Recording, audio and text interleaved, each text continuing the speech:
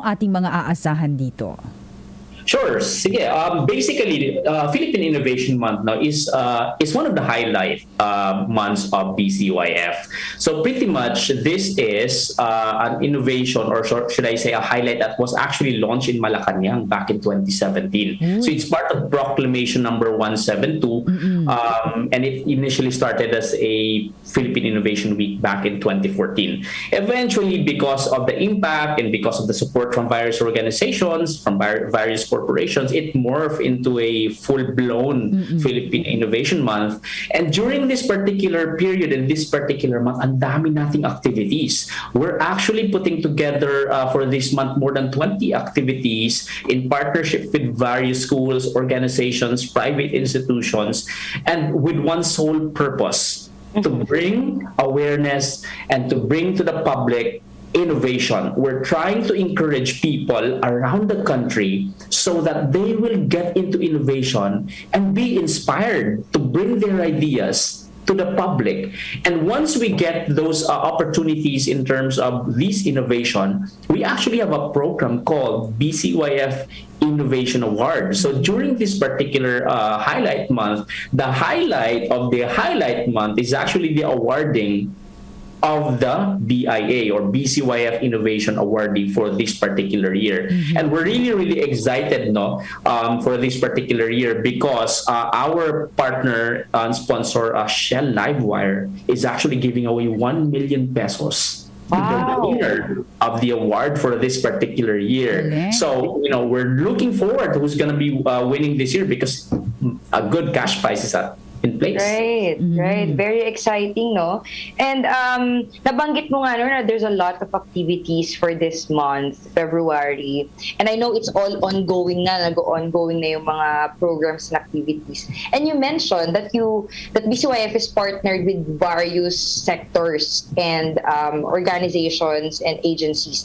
Can you tell us kung sino itong mga partners ng BCYF for the Philippine Innovation Month and their contribution? Of course, sure. So obviously our main partner is basically supported by the Filipina Shell Foundation through the Shell Livewire program. So they're the sponsor of our cash prize for this particular year. We're also in coordination with various organizations. So obviously the University Social Enterprise and Innovation Council of the Philippines, which is composed of various organizations or various institutions, educational institutions across the country. Our co-sponsor as well is St. Lucian College. We also have a new partner, which is the PCP Foundation. So this is a foundation of various doctors and medical practitioners in the country. We also have the Comvision. Obviously, our media partners, RMN, thank you for bringing us here. We got Sunstar and Big Change Media. So those are, the partners for this particular month. Wow. And I also, I know kasi diba, we've been also guesting DOST, no? Department of Science and Technology. They have been a partner for so long, ever since nag-start talaga yung BCYF. You mentioned nga, nasa Malacanang nag-start, and I know that DOST was a really big part of the curation of this month. So that's really good. I'm so excited for BCYF, no? And I was actually going to say, I forgot to say, that currently we already have an activity ongoing with DOST. So we left it at the last part because there's a highlight in there. DOST is actually sponsoring an innovation forum on the 18th of this month. And this innovation forum, we will be hearing from big-time guests and speakers in the country. So we really invite you to join us on this innovation forum on the 18th. Galing. And talking about, malaman din ng ating mga nakikinig at nanonood, partner and Sir Noor, ano ba ang magiging mga programa nito ating pinag-uusapan under this, sabi nga ay highlight month na asahan natin dyan, Sir Noor? Opo. So we have various programs. Basically, ang mga programs that we have in our highlight month for Philippine Innovation, we do have the Innovation Forum. So obviously, this is in partnership with the Department of Science and Technology. So this is a forum where worthy keynote speakers are invited. So big-time businessmen, secretaries or like people like Secretary Boy de la Peña is going to be there as well, going to be talking about innovation. And we do have some really big businessmen in the country. So you'll be surprised in terms of who's going to be there. So they will be sharing about the innovation, what they've done, how can innovation uplift the country from the current situation that we have.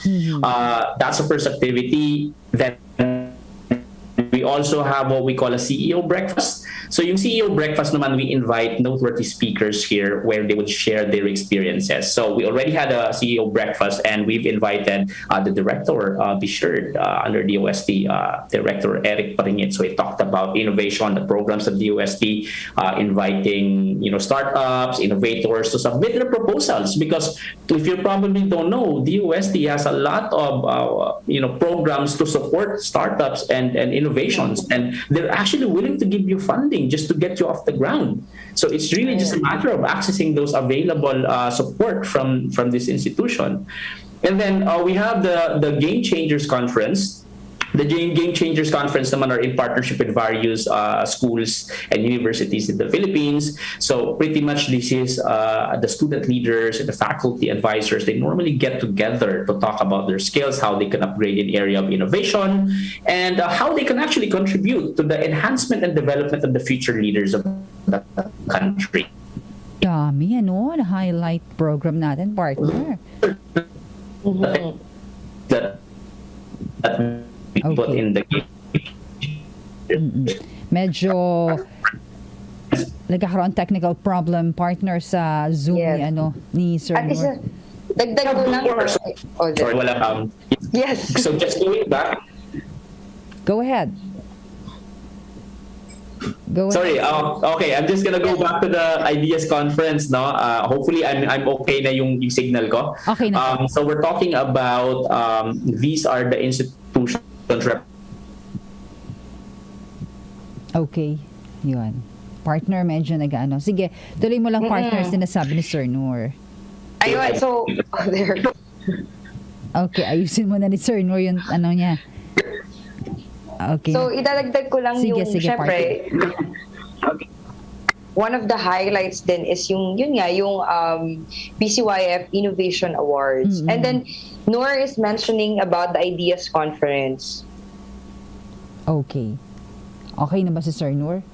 Okay, Okay Sir Noor. Okay na po ba tayo? Yes. Sige, go ahead. Please continue, Sir Noor. Okay, sorry about that internet connection. So going back to the Ideas Conference, so we talk about it. Individuals representing institutions, they come up with ideas, they share their experiences, and maybe after those conference, they come up with partnerships and maybe implements in some of those innovative ideas. And obviously, I mentioned earlier, yung highlight natin for the month is basically the Innovation Award, where we would award the winner of the Innovation Award for this particular year. Yun, nakaka-excite That's naman, good. no? Nakaka-miss din, no? I was part of those programs before, like organizing and stuff. And I hope everything is going well with the preparation. Ngayon naman, Noor, mapunta tayo sa your personal insights and opinion about the topic of innovation. What do you think yung mga social impact ng innovation sa country natin? It's actually huge, Jojo, because if you're gonna look into it, there's a lot of innovators in the country, but they're probably not getting the right support and not the media mileage to kind of bring their projects into mass production. So number one, they don't have the funds. Second, they don't have the access to the level of support na idala. And that's what we're trying to achieve in here. Pero in terms of my personal insight, kasi I'm pretty much in a private industry, and one of the things that I've been doing before was that I was trying to bridge the gap between education and the private sector, because from my industry, from where I'm coming from, I'm going to tell you right now that we are having difficulties in terms of hiring people. We are to a point actually where we are refusing potential businesses from other countries because we cannot hire the right resources and skills here. So tayo ang nagre-refuse ng opportunity kasi wala tayong ma-hire ng mga individuals, and this can be addressed by innovation. If let's say, for example, we come up with innovative ways where education can be delivered to the people in a way na mabilis, it will give them immediate results, and they will be easy to hire from a from a private perspective, then a lot of these businesses will actually come here to the Philippines, and it will invigorate our economy. So that's my perspective. No, that's been my struggle, because when I was in my experience with various companies, hirap na hirap yung recruitment organization namin in getting the right people. And yes, I totally agree na nagiging ang dami na actually mga societal issues that innovation can be a solution. So I think this month, the highlight month of BCYF, can really be a platform or a channel for people who would like to adopt innovation in their traditional way of working with their operation. So I agree with that. Thanks, Noor. Sure. Yeah. And I guess to add to that, with all the situations right now, the world really has pivoted or has changed 360 degrees, right? So what works 2 years ago doesn't work anymore. Right. So we have to adapt and make sure that what we're doing right now, we have to think of creative solutions, innovative solutions that will help us, bridge the challenge right now towards the coming years. Nagbabago. Eto po, Sir Noor, halimbawa meron tayong nanonood ngayon, nakikinig na ating mga kababayan, isang sabi nga simpleng individual na ating kababayang Filipino. Anong may papayo mo na maging bahagi sila na maipakalat natin, maibahagi natin itong innovation sa ating bansa, sa iyong payo, at mabibigay sa kanilang magagandang bahagi? Well, first and foremost, let's leverage yung opportunities natin sa social media. When you have innovation, the first thing that you do, I would really suggest is apply for your registration, make sure that you're protected, para hindi mawala. And then when you have it, work on it. Reach out to various sectors, various institutions who can actually help you out. The OST is there. Correct. Willingly going to adapt and help you out in terms of bringing yung innovation mo off the ground para madala mo sa masses. And when you do that, you leverage on the social media, because you will never know sino yung tutulong sa'yo. Unlike before na without the help of the backers and supporters, hindi mapupunta sa mass yung yung product mo. But right now, you have the social media. It's so cheap and so madaling dalhin yung produkto mo into the masses kung alam mo lang paano i-leverage yung social media, and that's the advantage of it. Okay, that's good. Yes, partner. So, nabanggit mo na merong mga events na paparating. I know may mga natapos na, may mga paparating na events ang BCYF for this month. Can you invite people right now for these upcoming events para naman malaman din namin kung saan pwedeng sundan, kung saan pwedeng mapanood, or saan pwedeng umattend ng events na to, whether it's offline or online? Sure. Thank you. So lahat ng events natin will be broadcasted to our Facebook page, BCY Foundation Facebook page. It's also going to be updated in our website, bcyfoundation.org. And we also want to invite everybody, when you visit our Facebook page or our website, to sign the PSR commitment, the personal social responsibility. We want everybody to be socially responsible as we move forward. So yung events natin, we have upcoming events that are sponsored by various schools and organizations. It will all be posted in our website and our Facebook page. And the big ones obviously are on the 18th of February, which is the Innovation Forum by DOST, and then the 25th of the month, where we would award the Innovation Awardee for 2022. And then we will be finishing or completing the event with the Yapak Mo Yakap Ko event, which is in partnership with Lyceum of the Philippines University in Batangas. So that's the kind of culmination of everything that we've been doing for this particular month. Well, very well said, Sir Noor. Dami na natutunan at nalaman tungkol sa mga magiging programa for this month, ng BCYF, yung mga highlights program na yan. Partner Jojo? Yeah, so Noor, can you invite people to like and follow the social media pages of BCYF, and also even yung partner sectors ng BCYF for this month?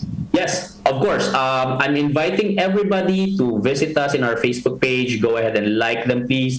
And if you can sign the PSR commitment as well, that would really, really make a lot of difference as far as your commitment to personal social responsibility. Go ahead and visit the pages and the websites of our partners, Department of Science and Technology, the Filipino Shell Foundation Incorporated, this PCP Foundation, RMN, Sunstar, Big Change Media, and the schools as well, our partner schools, and I'd like to call them out and say them here. So we have St. Anthony College of Technology, St. Lucian College, Central Philippine University in Iloilo, University of the East in Caloocan, Virgen Milagrosa University Foundation, St. Paul University of the Philippines, Tarlac State University, we have Bataan State University, we got Lyceum Northwestern University, Siena College of Taytay, Siena College of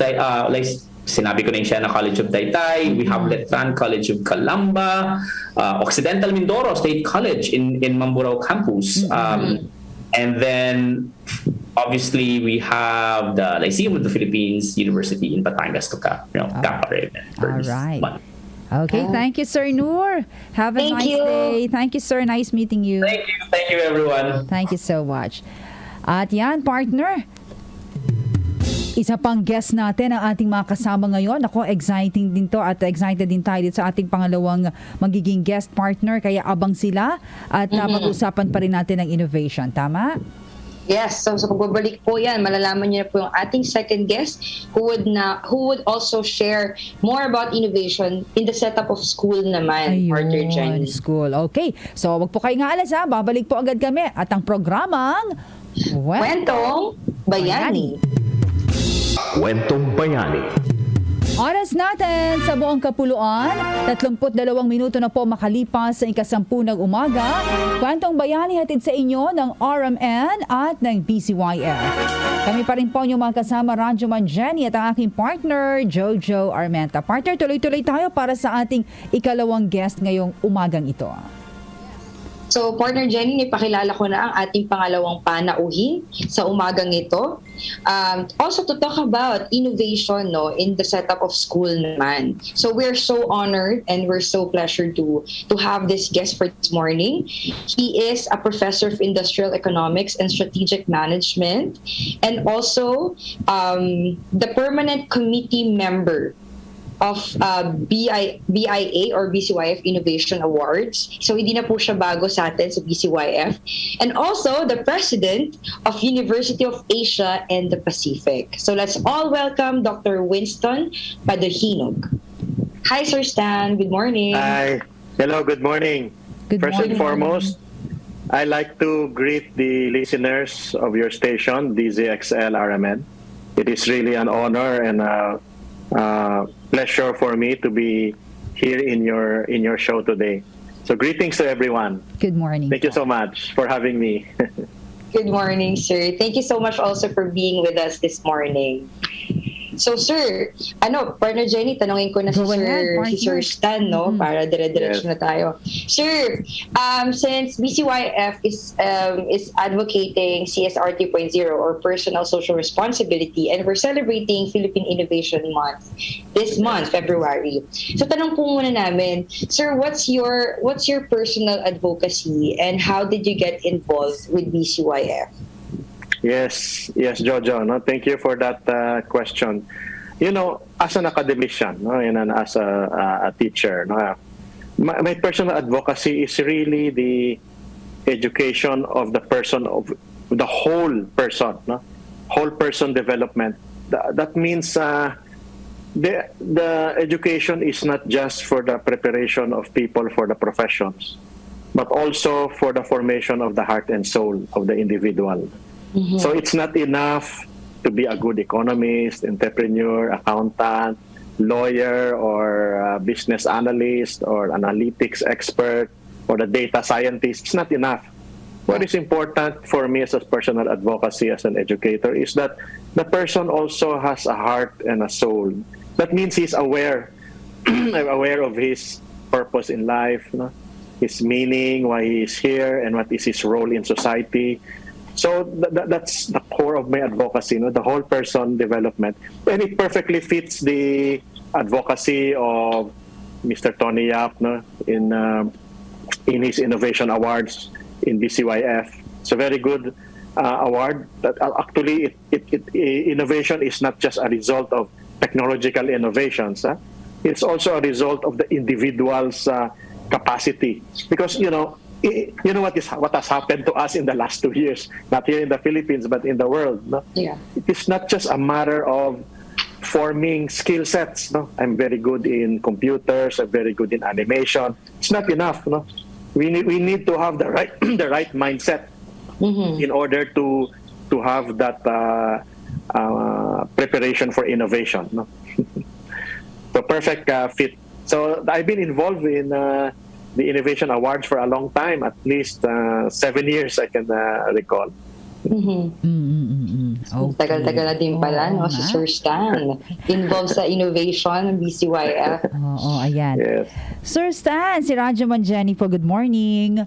yes, Jenny. Yeah, Yes. pinag-uusapan ho natin itong innovations, Pagdating po Yes. sa school system, like ngayon, nasa pandemya tayo, sabi nyo nga, sir, Yeah. hindi talaga, sabi nga, itong pangyayari for 2 years now, yung pandemic, talagang matinding pagsubok sa atin. And talking about innovations, ano po yung mga innovations na yan, pagdating po sa school system, sa palagay ninyo, Sir Stan, na dapat ay ipatupad in time of pandemic? Oh, a very good question also. I'm not only speaking for my school. I suppose the other Lahat. schools and universities are doing this. No?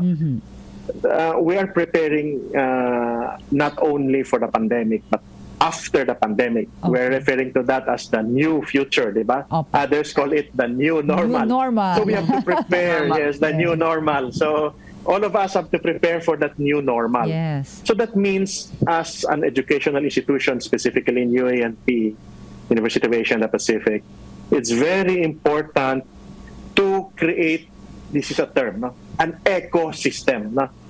It's not just focus on one aspect like curriculum.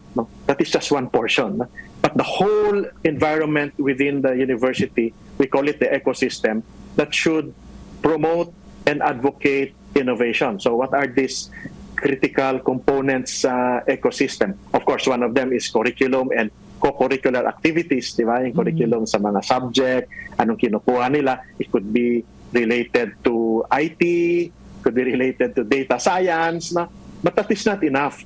The co-curricular activities must be in place to allow students to implement it, not only as individual, but as a group, as a team. Kasi innovation is not a result of just somebody doing it alone. It's a result of a teamwork. So the curriculum. Second, of course, the faculty and the administration in the university, part of the ecosystem. Dapat marunong rin sila. Okay. Kasi you cannot, ang curriculum mo, advanced, yung teacher mo dapat, mas magaling pa dyan sa curriculum kasi sila nag-develop ng curriculum. And yung admin support, yung nagsusupport ng technology mo, what is happening now? We are running this. There's a backroom support for that. That's administration. Third is the facilities. In the ecosystem, dapat ang facilities mo ready rin sa innovation. Right. You should have the bandwidth, should have the internet, you should have the software. Dapat ready yan. And finally, one of the ecosystems so critical is culture. Yung kultura mismo ng organisasyon. Yung kultura that is pursuing, for example, what is the truth, or how we can improve society, or what is my role in society. Very important yan. So all of these things, curriculum, co-curricular activities, faculty and administration, facilities, and finally culture. Very important for creating an innovative ecosystem. So yan yung ginagawa namin ngayon, but I am sure other universities are doing that as well. Yes. And sir, follow-up question ko lang dun sa tanong ni partner Jenny. University of Asia and the Pacific, kilala yan bilang isang actually, I personally know mga graduate ng UANP na sobrang ngayon nasa NGOs, they're doing a lot of good things in the society. So, masasabi ko talaga na nagpo-produce kayo ng mga agents of social change. And I think that's also one of the things that you are upholding sa University of Asia and the Pacific. Sir, how do you, para din ma-inspire ibang university and colleges, how do you do it in your school, molding students to become agents of social change? And how do you integrate innovation to make these students as such? Interesting question, Jojo and Jenny. No? Sometimes there is the temptation to hurry up. No? That we go to school para may professional kaagad, meron akong kaagad skill. Hindi ganun eh. What is very important is to build the foundation first. Right.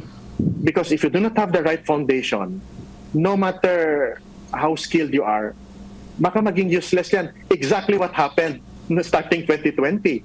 Many skills, many businesses were hit hard because suddenly nagpalit. Everything I personally learned in college or in my master's program, in my advanced studies, became useless. Not totally useless, but ineffective. I have to adjust. So what is the foundation that is necessary? We call that liberal education. The humanities is so important as a foundation. What are these components? No? The study of history is very important. We should start thinking about arts, literature, philosophy. All of these things are very important foundation because these are the ones that promote strategic, creative, critical thinking. And these are the kind of thinking that you need to be innovative. It's hindi lang dapat magaling ako sa Microsoft, magaling ako sa Canvas or whatever software, Maya sa animation or whatever. But they're just only as good as the mindset. As I have said earlier, it's not just the skill sets. The mindset is the most important thing right now. So a good foundation for us is liberal education. Because in that liberal education, you answer critical questions kasi first and foremost, who am I? Who am I in society? What is my role? What is my purpose in life? How can I contribute to making myself more relevant to society, or making myself happy? Something like these are very key questions, and these are questions that nagpa-facilitate ng thinking that is out of the box. Tawag natin creative thinking, thinking that thinks about long term, strategic thinking, or thinking that makes people analyze reality. That's critical thinking to discover the truth, for example, to discover solutions to problems. So for us, a good foundation, I think, is liberal education. That is why in our campaign we always say before the professions, specific specializations, we need to have a very good foundation. We call that the liberal education. Opo. Ayan. Sir Stan, eto pinag-uusapan natin nila partner Jojo, nakikinig po ating mga kasama ngayon at nanonood sa atin. Meron ho ba kayong programa sa inyo po na ipinapalagana po itong innovations? Maaari ho bang magbigay kayo ng mga examples nito, sir? Okay. It is a two-way. Hindi ba importante mo na i-create mo yung ecosystem mo. Okay. Yung ecosystem mo dapat ready, So, I know baka nakikita nila dyan sa screen nila yung mga advanced programs, Opo. Data science, or the ones that is now, alam niyo ba, malaking shortage ngayon sa IT developers, You need creative thinking in entrepreneurship, Opo. in managerial solutions to problems, business analytics. So, yan yung mga courses na specialization namin to promote, the skills and the innovations of the students. But what we do, first and foremost, is to allow them, the students, for example, to participate in, are you familiar, hackathons? They participate in international competitions on case studies, on how to solve problems of society, or how they deal with the issues of the environment. And our students, they compete internationally. They battle other universities that is from abroad, not necessarily from the Philippines. And I have to admit, I'm quite proud with the performance of many of our students. No? They win awards in Harvard. No? They win awards with other schools for companies that sponsor innovations. No? What is the most innovative ideas that you have? So they won. So that's one of the very concrete example on how we can apply innovations in addition to the infrastructure that we already have, the ecosystem that we have. No? Importante yun yung ecosystem. You cannot, kasi innovation cannot really be dictated. Sabihin mo, ito dapat. It's a result of trying. You make mistakes, then you get feedback, no? Then you improve again. No? So, you create that environment. Sometimes kasi kami mga educators, no? Minsan may mga mali rin kami. Pinupush namin yung ano dapat. Opo. Not necessarily. Kasi sometimes, yung mga bata ngayon kasi, meron silang ideas na hindi na pareho sa teacher nila. And the teacher must respect that. No? Kasi minsan, Jurassic na yung mga ideas ng teacher. No? Especially yung mga maraming teacher ngayon, nagsastruggle rin sa technology. Correct, I'm not trying to say I'm an expert in technology. You know? Nagsastruggle rin yung mga bata ngayon. You know, they are born in technology. They are born in it. No? Unlike us, we adapted to it. Di ba? Nag-adapt tayo. Pero sila, when they came in, internet was already there. No? Social media was already there. All these systems were already, they were born into it. So what you need to do is to cultivate the creative thinking, strategic thinking, no, in the students, and allow them to experiment. Don't worry about it when they make mistakes, but always remembering, as we have said kanina, remember, may liberal education tayo. We have to remember we have also responsibilities like morals. No? To see to it that when we try things out, we're trying things out that are tama. No? Hindi yung will cause harm to others. So, that's the specific activities na ginagawa namin. We are creating that environment and allow them to pursue that, whether virtually or whether in person. So, I think that's the best way rather than to be straight jacket na sila na ito dapat gawin nyo.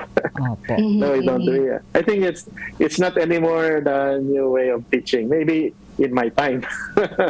But these days, sometimes mas magaling pa yung magturo yung YouTube kaysa teacher, no? So the teacher have to think about other things, no, and how to improve his or her skills, no, on formation of students. Correct. So sir, I want naman to get your parang personal insight and opinion nyo dito. So what do you think naman po is in general, what do you think is the positive social impact ng innovation sa bansa natin? Wow, we can I can only say very few, but it has not only in the Philippines, no, but also throughout the world, you have seen innovation in the sphere of social communications, right? In the sphere of social communications, you could already see that people get information easily. They get formation. They change. No? Formation, information, and then they change. There is cultural transformation. That's why there are changes really in the culture. No? That is happening. That's some of the positive things that we see. That is just one in the area of social media, no? From the way we communicate and we interact. Second, it will affect the way we work. No? This time, we cannot think anymore na mga low-value work. Like, I have to be straightforward. The contact center work, for example, may be short-lived. We have a big pool of contact centers, di ba? But artificial intelligence is taking over, no? Di ba? New things are taking over. So what we need to do is go high-value work. No? High-value work. So what is the impact on the way we work? It's pushing us to go into higher-value work that requires a lot of thinking. A lot of thinking, a lot of analysis, no? A lot of problem-solving. And of course, a lot of human-to-human service. No, machines cannot be good doctors or dentists. I don't think there will be a substitute for dentists. No? Yes. We don't have robots for dentists. Wala. But obviously, what is important is our level skill set should be higher. No?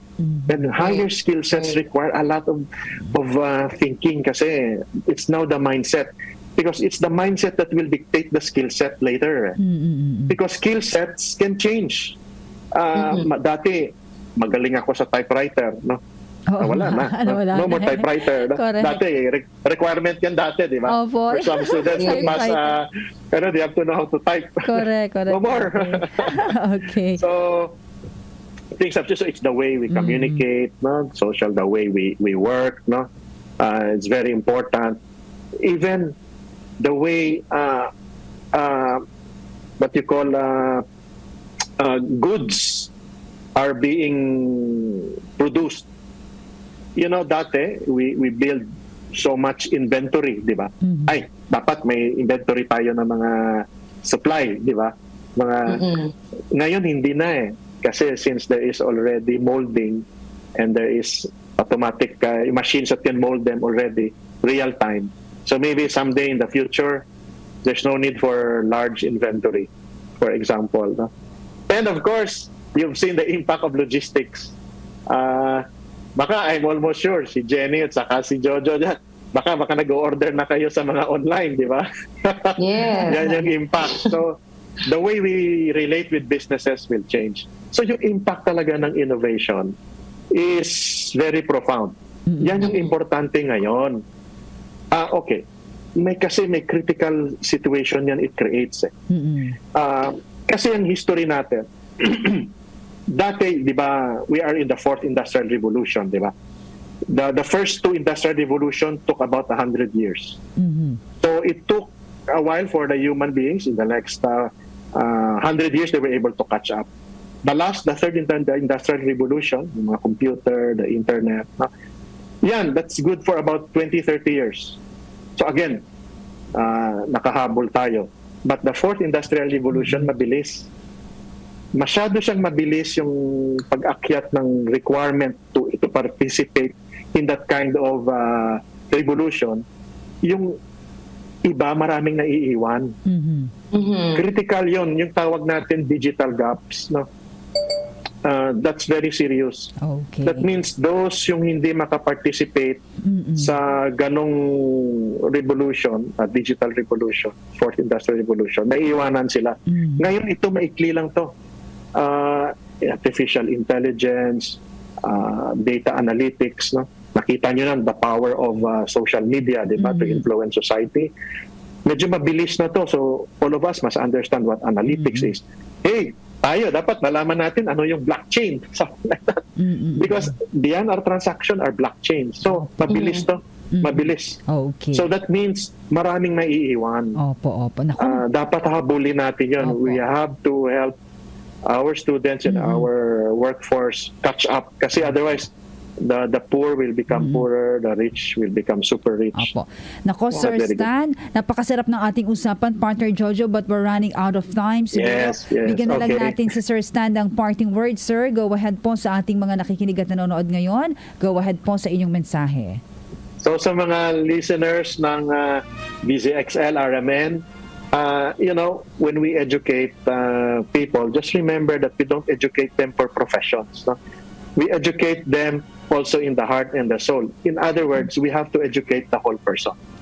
So that way, we will have the correct mindset and then the correct skill sets will just follow. Okay po. Sir Stan, Thank you so maraming much. salamat. And, Thank you, Dr. Stan. Thank you so much thank you, po. Jojo. Good morning po. Have a nice Okay, day Jenny. po. Thank you po. Have a nice day po. Thank you po. Bye-bye. Thank you po. Yan naman, partner, si Dr. Stan sa live via Zoom. And partner, napakaganda na ating pinag-usapan kay Dr. Stan or Sir Stan. Pero next week, ano pa rin pang-aabangan dahil February pa rin tayo, partner. Oo, dahil tuloy-tuloy pa rin, nabanggit naman kanina ni Noor na tuloy-tuloy pa rin ang ating celebration ng Philippine Innovation Month. And so next week, we're still gonna talk about innovation.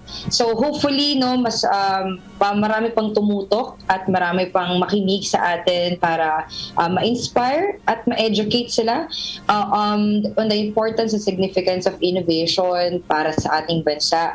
So yan, dahil Feb 14, ang deadline na po ng BIA, BCYF Innovation Award nominees. So kung meron pa po kayong nais isubmit na pangalan or kung kayo ito, isa kayong innovator, pwede na po kayo mag-submit hanggang February 14, Valentine's Day, Monday po yan.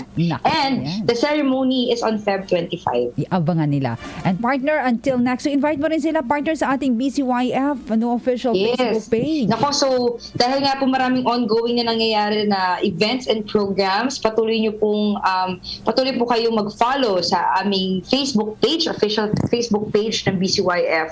So that's BCY Foundation. So facebook.com/BCY Foundation for more updates and complete details. And you can also check out the website, www.bcyfoundation.org, para po naman mas marami kayong makitang events for the upcoming months ng BCYF. Ayan. And with that, partner, tayo magpapaalam na. Thank you so much. Go ahead. Yeah, so maraming salamat sa ating mga guests for today. Mas naliwanagan tayo, enlightened us with the concept of innovation kay Noor Laminero and si Dr. Stan. Salamat po sa inyong presensya ngayong umaga, and sa ating mga nakikinig na patuloy nagsusuporta dito sa aming programa every Saturday ni Partner Jenny. Thank you so much po, at muli abangan niyo po kami sa susunod na Sabado. Ako po si Jojo Armenta. At ako naman po si Radyoman Jenny Pahilanga, hanggang sa susunod na Sabado dito lamang sa programang Kwentong Bayani. Bayani.